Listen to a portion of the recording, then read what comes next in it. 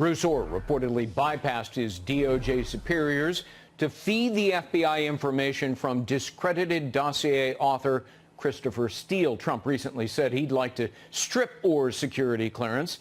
The demoted Justice Department official is set to testify Tuesday in a closed-door House Oversight and Judiciary hearing. Joining me now to talk about it, Chris Farrell, Director of Investigations and Research for Judicial Watch. So not only, Chris, did Bruce Orr insinuate himself into an investigation he wasn't a part of, but he violated rules and regulations by initially circumventing the FBI going directly to Steele and then trying to establish the Steele-FBI relationship after Steele had been fired. Is that the definition of corrupt acts? It is corruption, and also realize while he's doing that, he's also leveraging the relationship via his wife with Fusion GPS to also manipulate the media as they went around trying to farm out stories for people like Michael Isikoff at Yahoo and other places. So they're trying to develop this fake kind of double source confirmation to bolster the phony narrative. And Orr is right in the thick of it. He is the linchpin in all of this. So in other words, he and his wife are financially profiting, because she's getting paid for this, from a document that he is then peddling.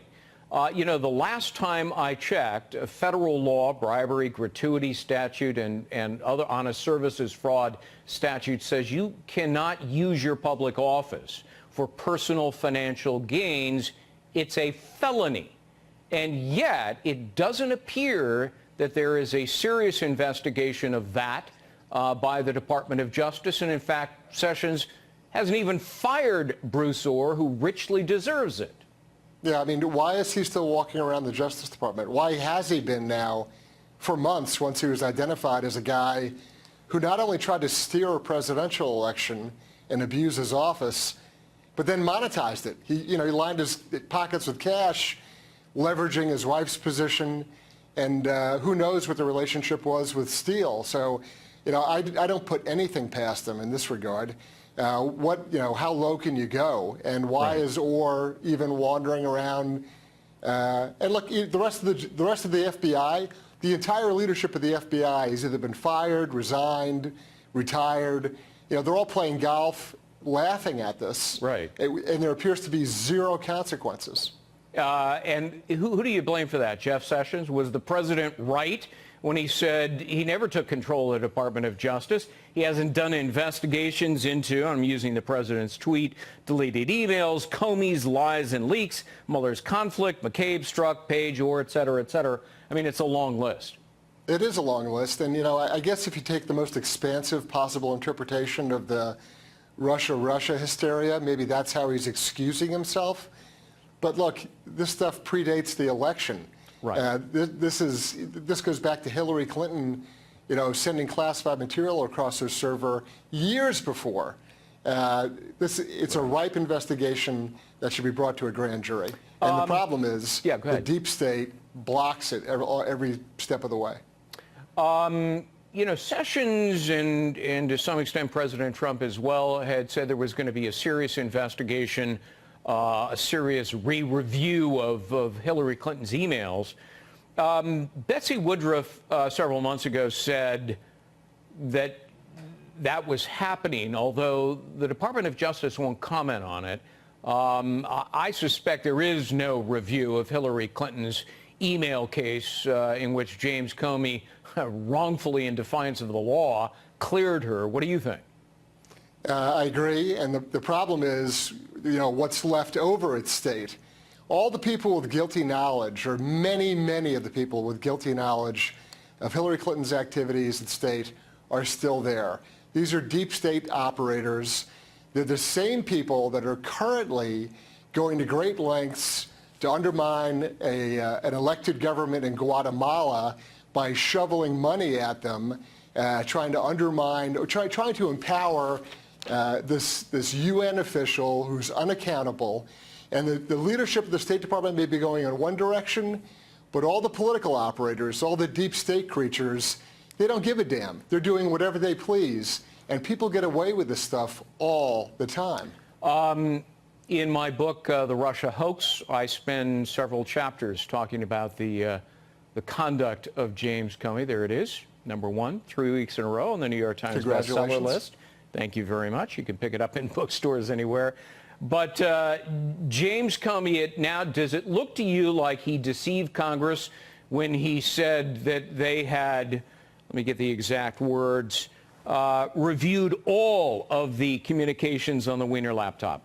Absolutely, because if you look at the glacial pace at which the Hillary Clinton email server investigation was done, and then the discovery of the Wiener laptop and the efforts to suppress that by certain persons, and then this race to get through them all, it doesn't pass the sniff test. It's unbelievable.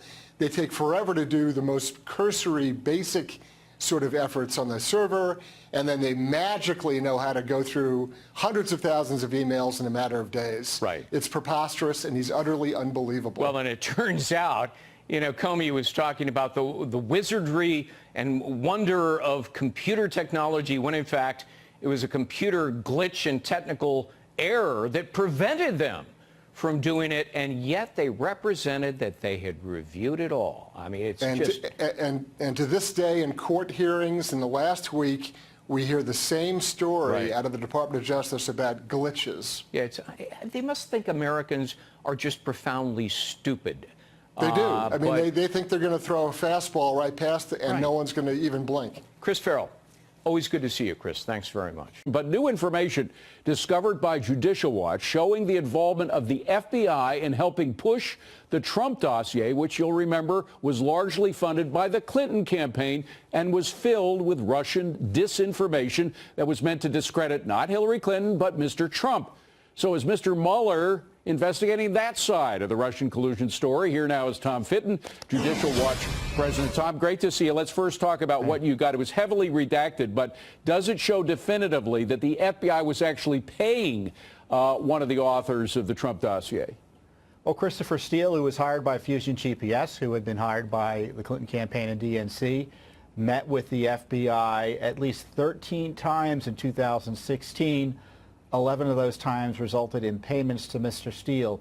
So in the middle of the Clinton-Trump campaign, the Clinton agent for Fusion GPS, Christopher Steele, who was talking to Russia intelligence about Trump supposedly, was meeting repeatedly with the FBI. Well, now, Tom, they don't give us details about those meetings, though. This is what Bob Mueller was set up to do, was to investigate real Russian collusion. This seems to be far more credible as evidence of Russian collusion than anything that the Trump campaign did.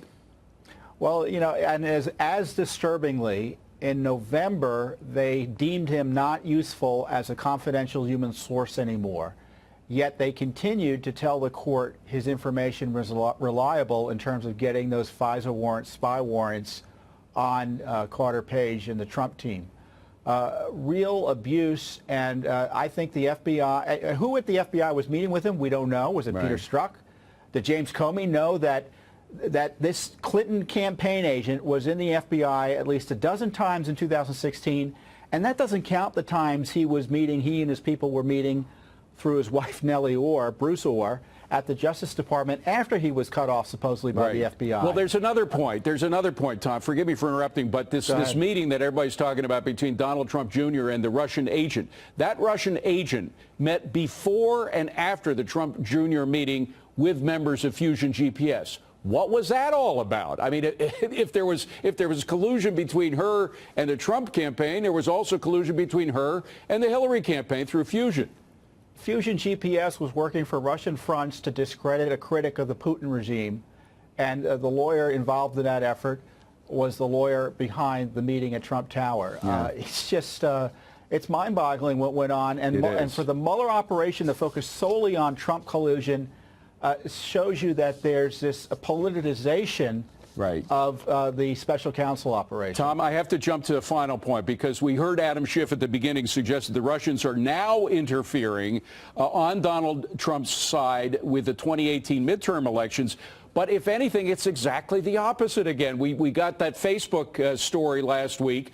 They took down some of the sites that clearly had some apparently Russian influence in them, and they were anti-Trump. There was one showing Donald Trump screaming in front of a Nazi flag. That's one of the ones that was taken down. There are others that send protesters to anti-ICE rallies.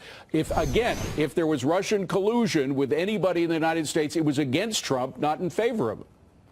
You know, there's this idea that they want to divide America. No, they want to attack our government. They're attacking the Trump administration. During the campaign, they thought Hillary Clinton was going to win, and they attacked the Hillary Clinton campaign, knowing or thinking, like everyone else in America, or many people in America, that she was going to become president. The Russians are interested in undermining our government, and they were doing it in 2016. They're doing it again. That's the bottom line. No matter who they have to go after, they're just trying to undermine our government and our way of life. Tom Fitton, thank you for uncovering this, Tom. Appreciate it.